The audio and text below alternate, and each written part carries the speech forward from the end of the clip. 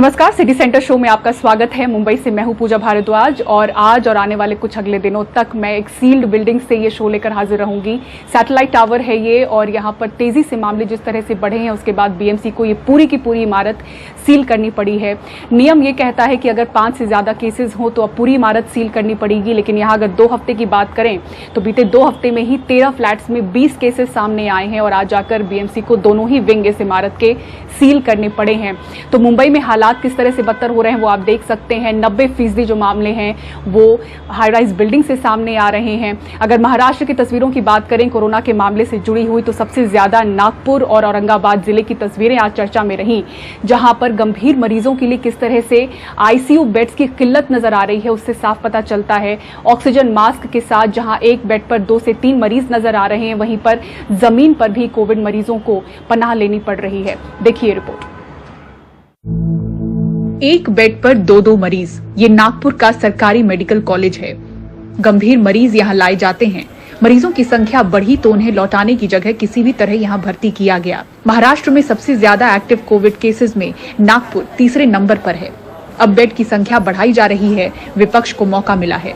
Not only from district but जो state से other states जैसे कि एमपी और छत्तीसगढ़, यहाँ से भी पेशेंट आते हैं और बहुत सारे पेशेंट का सैचुरेशन 60-70 80 आता है, तो उसको तुरंत ऑक्सीजन देना जरूरी है। और जैसे एट ए टाइम ज़्यादा पेशेंट आते हैं तो उनको तुरंत ऑक्सीजन मिलना जरूरी है और ऑक्सीजन मिलने के बाद उसके पेपर बनेंगे, डायग्नोसिस होगा, उसके बाद वो कोविड वार्ड में जाएगा या नॉन कोविड सारी वार्ड में जाएगा या आईसीयू में जाएगा। तो उसके लिए कुछ वेटिंग पीरियड रहता है, तो वेटिंग में पेशेंट बाहर बैठने के बजाय उसको तुरंत ऑक्सीजन ट्रीटमेंट मिलना और उसकी सीवियरिटी कम करना, ये सबसे प्राथमिकता हमारी है। इसलिए हम सब पेशेंट को तुरंत ऑक्सीजन की ट्रीटमेंट देने के लिए चालू करते हैं। नागपुर में बेड नहीं है।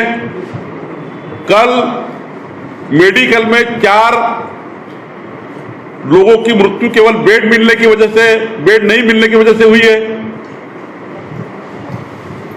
और सरकार पूरी तरह से कुंभकर्ण नींद में सोई हुई है।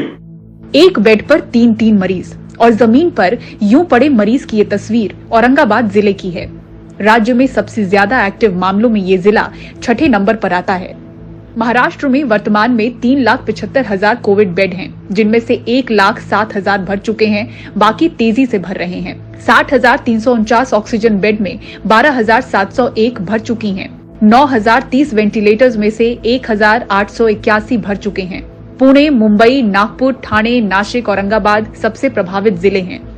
सबसे ज्यादा एक्टिव मामलों में दूसरे नंबर पर मुंबई शहर है। 48 दिनों में शहर ने 85,000 कोविड मामले रिपोर्ट किए।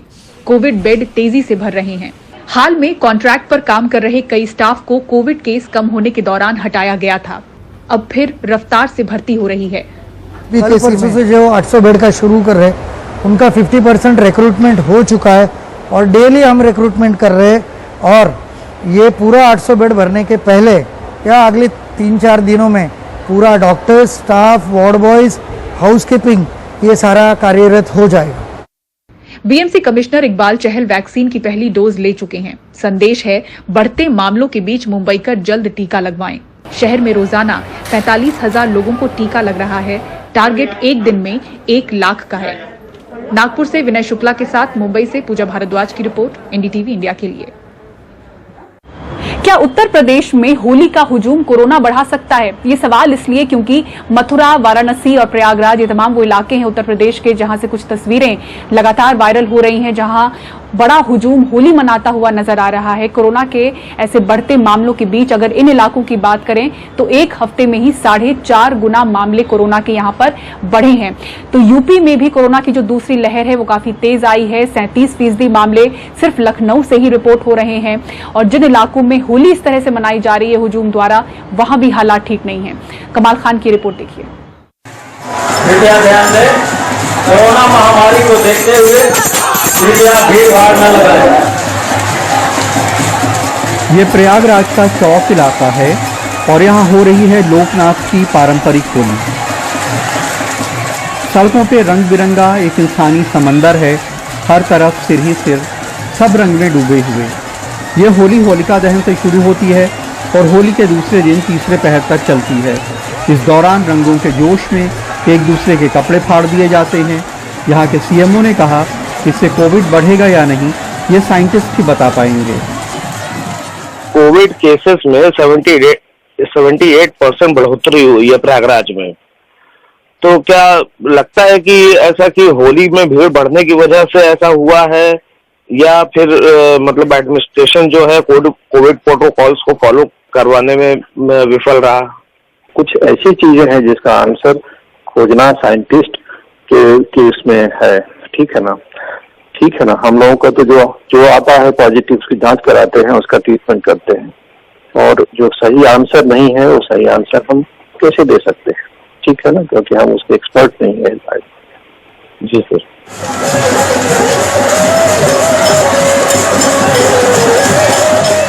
और ये वो मथुरा है जहां कोरोना के मामले एक हफ्ते में 454% बढ़ गए हैं। इतने होरियारों का हुजूम है कि गिने ना जा सके। ऐसा कहते हैं कि ये होली सदियों पुरानी है। मथुरा के बलदेव में दाऊ जी के मंदिर में ये होली मालूम नहीं कब से चली आ रही है। कुछ लोग इसे 5000 साल पुरानी परंपरा बताते हैं। ये होली के अगले दिन शुरू होके तीसरे पहर तक चलती है। होरियारों के कपड़े फाड़ के होरियारी ने उन पे कोड़े बरसाती हैं। अफसर कहते हैं कि कोरोना के खतरे के मद्देनज़र उसके प्रोटोकॉल पे अमल होना ज़रूरी है। जनता की जो धार्मिक भावनाएं हैं उसकी वजह से, अब चूंकि मथुरा और वृंदावन धार्मिक नगरी हैं, तो जनता को लगता है काफ़ी दूर दूर से लोग आते हैं, ये लोग मंदिरों में दर्शन करने आते हैं, तो ये मंदिरों में दर्शन करते समय भी भीड़ अवॉइड करनी चाहिए। वाराणसी धार्मिक पर्यटन का देश का बहुत बड़ा केंद्र है। यहाँ हफ्ते भर में कोरोना के मामले 120% बढ़ गए हैं, लेकिन होली के हुजूम को देखकर ये समझ पाना मुश्किल है। सब यूं मस्त हैं मानो कोरोना का कोई वजूद ही ना हो। प्रशासन इन्हें रोक भले ना पाए, लेकिन फिक्रमंद जरूर है। हाँ, आपस में भीड़ का भी है। सब त्योहारों में लोग आए हैं, घरों पे आए हैं, पॉपुलेशन की मिक्सिंग हुई है, और कोरोना कई स्टेट्स में है, तो यहाँ पर भी धीरे धीरे कुछ बड़े शहरों में जहाँ पे पॉपुलेशन थोड़ी सी कंजेस्टेड है, वहाँ पे कुछ केस आ रहे हैं। कोरोना की दूसरी लहर खतरनाक है, और इस तरह का हुजूम बेइंतहा खतरनाक। कोरोना हमेशा नहीं रहेगा, लेकिन त्योहार आते जाते रहेंगे। अगर सेहत रहेगी, जिंदगी रहेगी, तो त्योहार मनाने के बहुत सारे मौके भी मिलेंगे। बनारस में अजय सिंह, प्रयागराज में नितिन और मथुरा में सौरभ के साथ कमाल खान, एनडीटीवी इंडिया। और अब आइए पश्चिम बंगाल की बात करते हैं। दूसरे चरण में 30 सीटों पर चुनाव होने हैं। नंदीग्राम भी इनमें से एक सीट है। यहाँ की लड़ाई सबसे ज्यादा दिलचस्प है, क्योंकि राज्य की जो मुख्यमंत्री हैं ममता बनर्जी, वो अपनी परंपरागत सीट भवानीपुर को छोड़कर नंदीग्राम से ही इस बार चुनाव लड़ रही हैं। मंगलवार को नंदीग्राम में अमित शाह और ममता बनर्जी दोनों ने रोड शो कर अपना शक्ति प्रदर्शन किया। नंदीग्राम में ममता बनर्जी का मुकाबला कभी उनके सबसे करीबी रहे शुभेंदु अधिकारी से है। रोड शो के बाद ममता बनर्जी ने रैली भी की और लोगों से किसी बहकावे में न आने की अपील की। वहीं अमित शाह ने कहा कि नंदीग्राम में ममता की हार तय है।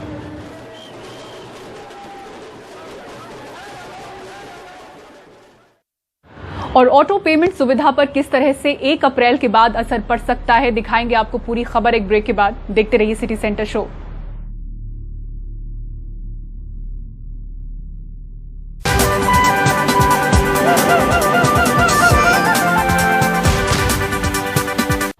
और बैंक अब आपके ऑटो पेमेंट को नकार सकते हैं। 1 अप्रैल से कार्ड, प्री पेमेंट या दूसरे जरियों से होने वाले तमाम जो ऑटो पेमेंट हैं उसके लिए अतिरिक्त ऑथेंटिकेशन की जरूरत होगी। आरबीआई का जो दिसंबर 2020 का सर्कुलर है वो यही कहता है। देखिए पूरी खबर। अगर आपने बिल पेमेंट या लाइव स्ट्रीमिंग या किसी और चीज के पेमेंट के लिए पहले से इंस्ट्रक्शन दे रखे हैं तो 1 अप्रैल से उन्हें डिक्लाइन किया जा सकता है।